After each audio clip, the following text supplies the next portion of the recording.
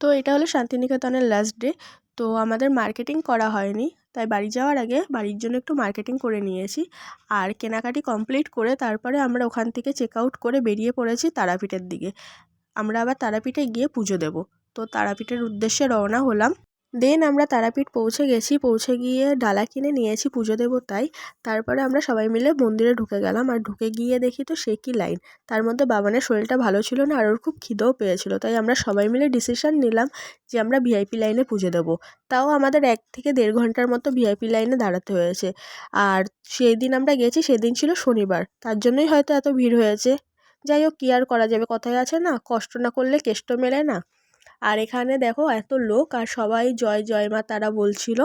যাই হোক, তারপর পুজো দিয়ে আমরা ওখান থেকে একটু বাইরে বেরিয়ে খেয়ে দিয়ে বেরিয়ে পড়েছি। আর সেই দিনই আমরা আবার বাড়িতে রিটার্ন করেছি। ভিডিওটা ভালো লাগলে সাবস্ক্রাইব করে দিও। বাই।